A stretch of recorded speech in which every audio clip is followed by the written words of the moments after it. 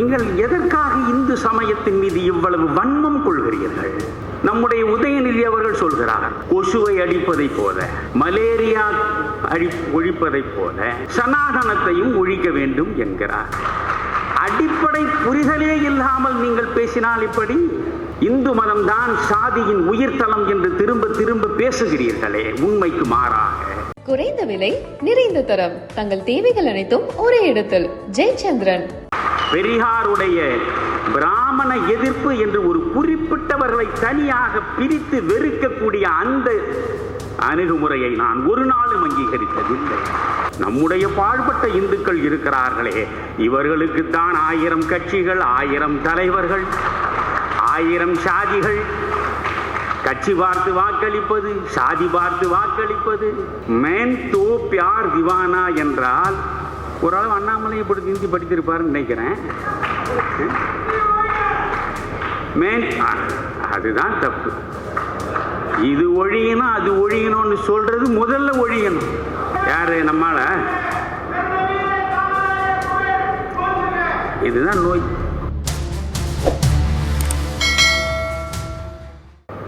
நீங்கள் எதற்காக இந்து சமயத்தின் மீது இவ்வளவு வன்மம் கொள்கிறீர்கள்? இந்து என்றால் என்ன? ஹிம் பிளஸ் 2 என்பதுதான் ஹிந்து. ஹிம் பிளஸ் 2 என்றால் என்ன? ஹிம் என்றால் இம்சை, 2 என்றால் துக்கம். இன்னொருவன் இம்சிக்கப்படுவதை, இன்னொருவன் துயரப்படுவதை பார்க்கிற பொழுதே தான் துக்கமடைந்து அந்த துயரத்தை தன்னளவில் ஏற்று அந்த துயரத்தை துடைப்பதற்கு முயலுகிற உள்ளம் எவனுக்கு இருக்கிறதோ அவன்தான் உண்மையான இந்து. அப்படி இருக்கக்கூடிய இந்து இன்னொரு மதத்துக்கு மாறாக சிந்திப்பானா? யோசியுங்கள். இந்து மதம் தான் சாதியின் உயிர்த்தலம் என்று திரும்ப திரும்ப பேசுகிறீர்களே, உண்மைக்கு மாறாக. நான் கேட்கிறேன், பெரியார், நான் பெரியாரை பெருமையாக பேசுபவன் தான். பெரியாரை பற்றி, பெரியாருடைய சேவையை பற்றி 95 வயது வருகிற இடத்திலும் மூத்திரச்சட்டியோடு இந்த தமிழகத்தின் மூலை முடுக்கெல்லாம் சென்று பேசிய அந்த பெரியாரை நான் நேசிப்பவன். எனக்கு அதில் மாற்றம் இல்லை. ஏறுகிற மேடைக்கேற்றார் போல் மாறி மாறி கச்சேரி வாசிக்கிற கலைஞன் நான் இல்லை. பெரியார் மீது எனக்கு மிகப்பெரிய பக்தி உண்டு. ஆனால் பெரியாருடைய கடவுள் மறுப்பை நான் ஒருபோதும் ஏற்றதில்லை. பெரியாருடைய பிராமண எதிர்ப்பு என்று ஒரு குறிப்பிட்டவர்களை தனியாக பிரித்து வெறுக்கக்கூடிய அந்த அணுகுமுறையை நான் ஒரு நாளும் அங்கீகரித்ததில்லை. நண்பர்களே, நான் கேட்கிறேன், இந்த இந்து சமயத்தின் மீது உங்களுக்கு என்ன வன்மம் என்கிறேன். யூத மதத்திற்கு ஒரு கடவுள் தான், கிறிஸ்துவ மதத்திற்கும் ஒரு கடவுள் தான், இஸ்லாமியர்களுக்கும் ஒரு கடவுள் தான், இந்து மதத்திற்கும் ஒரே கடவுள் தான். தெரியுமா உங்களுக்கு? இந்து மதத்தினுடைய ஆதி வேதமாக கருதப்படுவது எது? ரிக்வேதம். உலகத்தின் முதல் நூலாக போற்றப்படுவது ரிக்வேதம். அனைத்து மக்களும், அனைத்து ஆராய்ச்சியாளர்களும் அங்கீகரித்து ஒப்புக்கொண்ட உண்மை, உலகின் முதல் புத்தகம் ரிக்வேதம். அந்த ரிக்வேதத்தில் ஒரு வரி இருக்கிறதே, அந்த வரிக்கு அர்த்தம் என்ன? ஏகம் சத் விப்ரா பகுதா வதந்தி.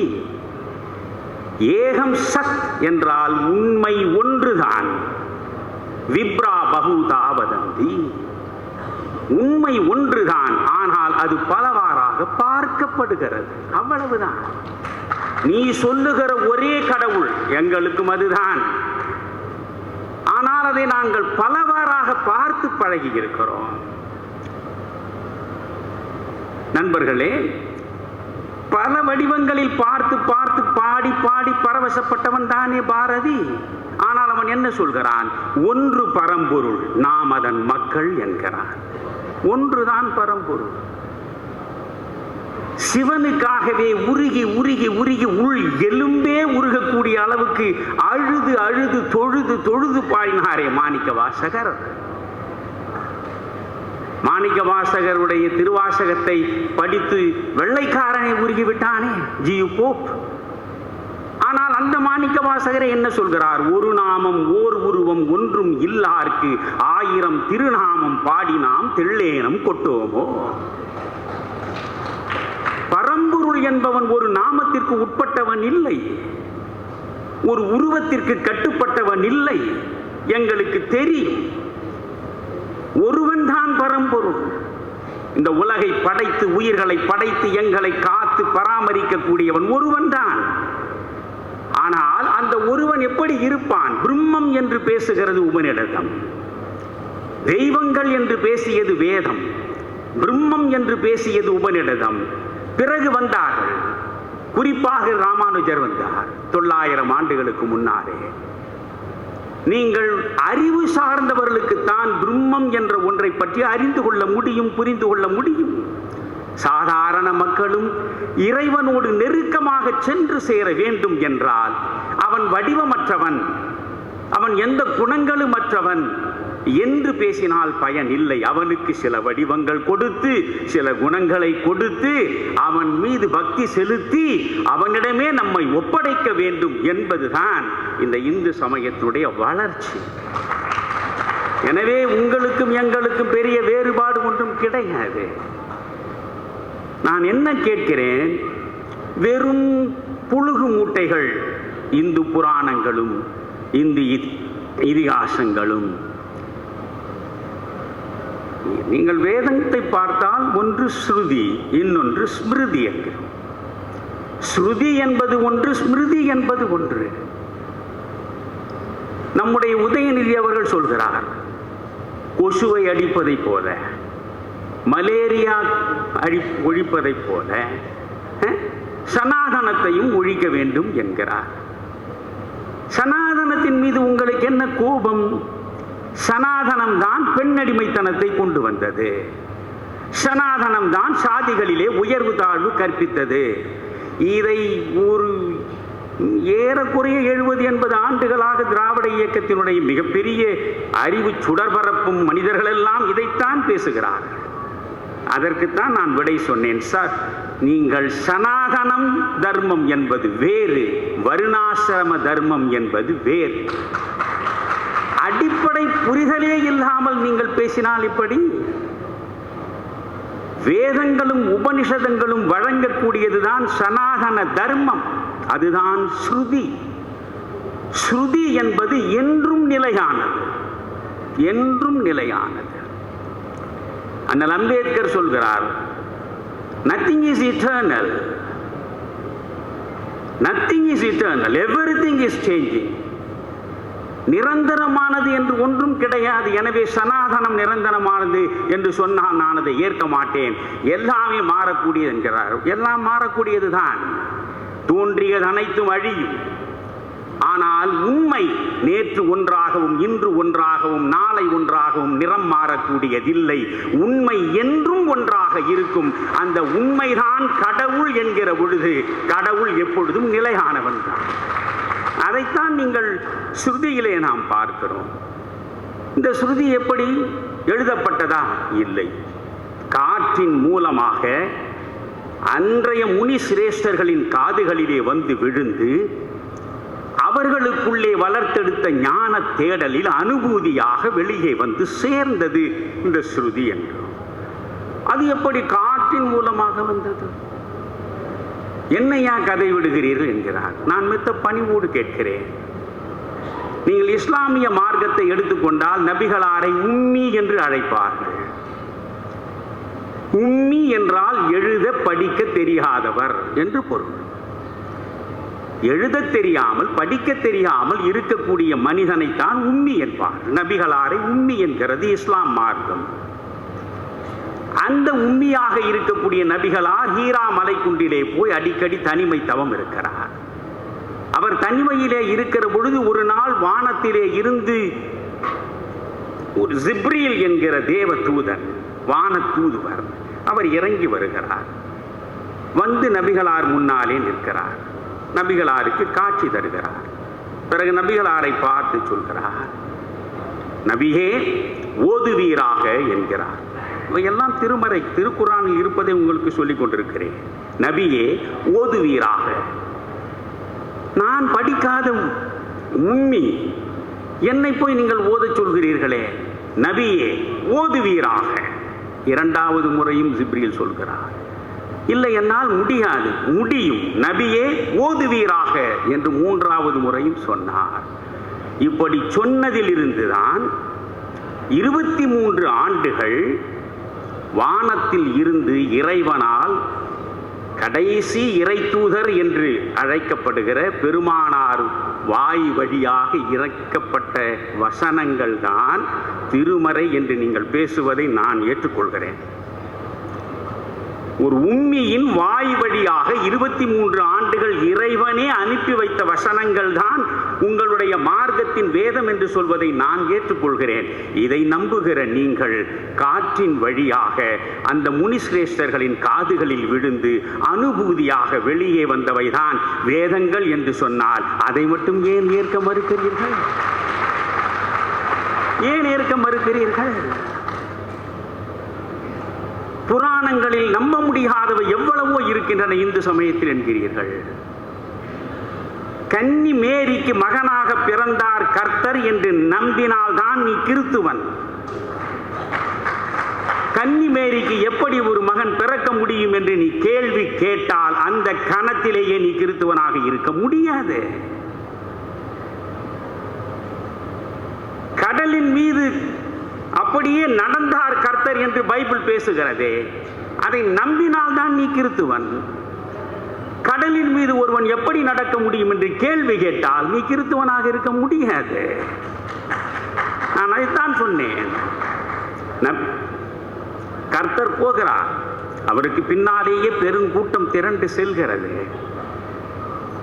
ஒரு பாலை பெருவெளி, அந்தி நேரம், அத்துணை பேரும் பசியில் துடிக்கிறார்கள்.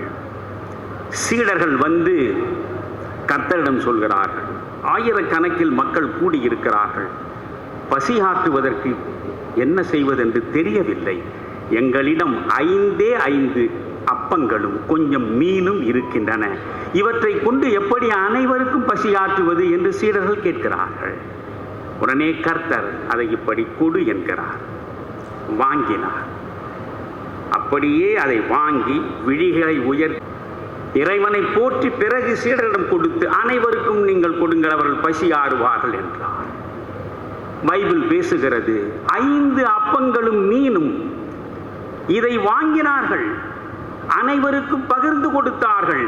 5000த்திற்கு மேற்பட்டவர்கள் பசியாறிய பின்பும் எஞ்சியது 12 கூடைகளில் நிரம்பி கிடந்தது என்று நீங்கள் சொல்வதை நாங்கள் நம்ப வேண்டும். நான் நம்புகிறேன். ஆனால் இந்து சமயத்தில் ஏதாவது ஒன்று சொன்னால் இதை நீ நம்ப தயாராக இல்லாமல் ஏகடியம் பேசுகிறாயே, இது என்ன நியாயம் என்று கேட்கிறேன். சமூக நியாயத்தை தான் நான் கேட்கிறேன். யோசியுங்கள். இதுபோல் பலவற்றை என்னால் சொல்லவே முடியும். ஆனால் நீங்கள் நினைந்து பார்க்க வேண்டும். இதைத்தான் நான் சொல்வது என்னவென்றால், மக்களை பிரிக்காதீர்கள் என்கிறேன். நான் என் இளம்பருவம் தொட்டு இன்று வரையில் நான் பைபிளை அடிக்கடி வாசிப்பேன். பழைய ஏற்பாட்டையும் சரி புதிய ஏற்பாட்டையும் சரி தொடர்ந்து வாசிப்பேன். குறிப்பாக அந்த மலை பொழுவை விரும்பி விரும்பி வாசிப்பேன். கர்த்தர் எப்படியெல்லாம் சொல்லி இருக்கிறார் அதைத்தான் ஜே.கே. சொல்கிறார். B a Christ, don't be a Christian. மத உணர்வு மீறி மத வெறியாக மாறி மக்களை பிளவுபடுத்தாதீர்கள். நீங்கள் அனைவரையும் நேசிக்கக்கூடிய அன்புள்ளம் கொண்ட கிறித்துவாக இருங்கள். அப்படி இருந்திருந்தால் பொன் ராதாகிருஷ்ணனை நீங்கள் தோற்கடித்திருக்க வாய்ப்பே கிடையாது. உங்களுக்கே தெரிகிறது, இதுவரையில் இருந்த நாடாளுமன்ற உறுப்பினர்களிலேயே கன்னியாகுமரி தொகுதியில் இது போன்ற சேவையை செய்தவன் எவனும் முன்பு இல்லை. இது போன்ற நற்பணிகள் மக்களுக்கு இதுவரை கிடைத்ததில்லை. நீங்களே சொல்கிறீர்கள். ஆனாலும் சபை முடிவெடுத்தது என்கிறீர்கள். அப்படி என்றால் ஒவ்வொரு மதமும் சபை வாரியாக முடிவெடுத்தால் 80 விழுக்காடு மேலே இருக்கிற இந்து மதம் அது ஒரு சபை கூடி முடிவெடுத்து அந்த முடிவின் அடிப்படையில் தான் நாங்கள் வாக்களிப்போம் என்று புறப்பட்டு விட்டால் நாடு நாடாகவா இருக்கும்? யோசியுங்கள், நாடு நாடாகவா இருக்கும்? மண்ணில் மனித ரத்தம் ஓட விடலாமானா? எந்த நிலையிலும் ஒரு இந்து அப்படி சிந்திப்பவனே கிடையாது. பலர் இன்னும் சொல்லுவார்கள், ஒரு கிறிஸ்துவர்கள் அவர்கள் தேவாலயத்தில் என்ன சொல்கிறாரோ அப்படியே போய் அவர்கள் பட்டனை அழுத்துகிறார்கள். இஸ்லாமியர்கள் அவர்கள் பள்ளிவாசலில் என்ன சொல்கிறார்களோ அதை அப்படியே ஏற்றுக்கொண்டு பொத்தானை அழுத்துகிறார்கள். நம்முடைய பாழ்பட்ட இந்துக்கள் இருக்கிறார்களே, இவர்களுக்குத்தான் 1000 கட்சிகள், 1000 தலைவர்கள், 1000 சாதிகள். கட்சி பார்த்து வாக்களிப்பது, சாதி பார்த்து வாக்களிப்பது, பிரிந்து கிடக்கிறார்களே என்று சொல்வார். நான் சொல்வேன், அதுதான் இந்து மதத்தில் இருக்கக்கூடியவனுடைய உன்னதம் என்று. உன்னதம் மதத்தை மட்டுமே மையமாக வைத்து மனிதர்களை பிரித்துவிடக் கூடாது என்று சிந்திக்கக்கூடிய செழுமையான சிந்தனை ஒரு இந்துவுக்கு இருப்பது போல் அனைவருக்கும் இருக்க வேண்டும் என்று நான் எனக்கு எந்த ஆசாபாசமும் கிடையாது. எனக்கு எந்த விருப்பம் இல்லை, எந்த நோக்கமும் இல்லை. இந்த தமிழ்நாடு உருப்பட வேண்டும், அதுதான் மிக முக்கியமானது. கண்ணனுக்காகவே உருகி உருகி மீரா பாடுவாள். மீரா பாடுகிற பொழுது மே தோ பியார் திவானா என்று நினைக்கிறேன். அது மேன் தோ பியார் திவானா என்றால் ஓரளவு அண்ணாமலை இப்படி ஹிந்தி படித்திருப்பாருன்னு நினைக்கிறேன். அதுதான் தப்பு. இது ஒழியணும் அது ஒழியணும்னு சொல்றது முதல்ல ஒழியணும். எல்லாம் வாழட்டும். மேன் தோ பியார் திவானா என்றால் நான் உனக்காக வெறி பிடித்த காதலி ஆகிவிட்டேன். கண்ணனுக்காக அவள் பாடுகிறாள். அரண்மனை வாசத்தில் 1000 சுகங்களை அனுபவித்திருக்க வேண்டியவள் மீரா. ஆனால் அந்த அரண்மனையை முற்றாக துறந்து விட்டு கண்ணா கண்ணா கண்ணா என்று கதறி கதறி இதயம் முழுவதும் கண்ணனையே நிரப்பி அந்த கண்ணனோடு இணைந்து விட வேண்டும் என்று ஒவ்வொரு கிராமத்தின் தூசு படிந்த வீதிகளிலெல்லாம் கண்ணனுக்காக புலம்புகிறாளே. அப்படித்தான் ஒரு நல்ல அரசியல் மாற்றம் வர வேண்டும் என்பதற்காக நான் புலம்பிக் கொண்டிருக்கிறேன். அவ்வளவுதான். நிறைவாக நான் சொல்கிறேன், எனக்கென்று எந்த பெருமையும் இருப்பதாக நான் நினைப்பதில்லை. நிறைவாக சொல்கிறேன், கழுதையின் கால்களுக்கு கீழே கம்பளம் விரிக்கப்படுகிறது. விரிக்கப்படுகிற கம்பளம் கழுதைக்கல்ல, கழுதையின் மீது அமர்ந்திருக்கிற எஜமானனுக்கு. கழுதையின் மீது அமர்ந்திருக்கிற எஜமானனை வரவேற்பதற்காக கழுதையின் கால் கீழே கம்பளம் விரிக்கப்பட்டிருக்கும்.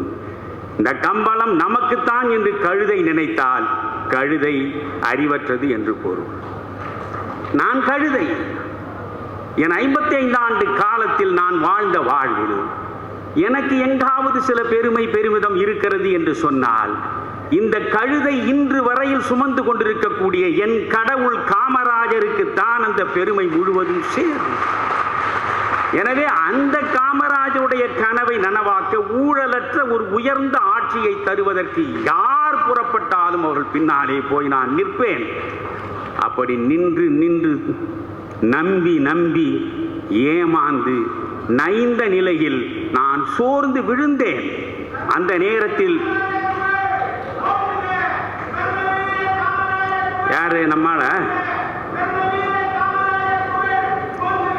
இதுதான் நோய். அப்படி நான் சோர்ந்து விழுந்த பொழுது எப்பொழுதும் திருக்குறளை அடிக்கடி எடுத்து வாசிப்பேன். இதோடு முடிக்கிறேன். திருக்குறளை எடுத்து வாசிப்பேன். அதில் ஒரு குறளை படிக்கிறேன். உள்ளுவதெல்லாம் உயர் உள்ளல். என்ன அழகா சொல்றான் வள்ளுவன். உள்ளுவதெல்லாம் உயர் உள்ளல், மற்றது தள்ளினும் தள்ளாமை நீர்த்து. அர்த்தம் புரியுமா? இருப்பதிலேயே சிறப்பானதை சிந்தி சிறந்ததை அடைவதற்கு முயன்று பார். அது முடியவில்லை என்று முடங்கி விடாதே. முடியாமற் போனாலும் மீண்டும் மீண்டும் அடைகிற வரை முயன்று பார் என்று வள்ளுவன் சொன்னான். அண்ணாமலை மூலம் அது நடக்கும் என்ற நம்பிக்கையோடு இருக்கிறேன். நன்றி. குறைந்த விலை, நிறைந்த தரம், தங்கள் தேவைகள் அனைத்தும் ஒரே இடத்தில். ஜெயச்சந்திரன். மின்னம்பலம்.com தமிழின் முதல் மொபைல் பத்திரிகை.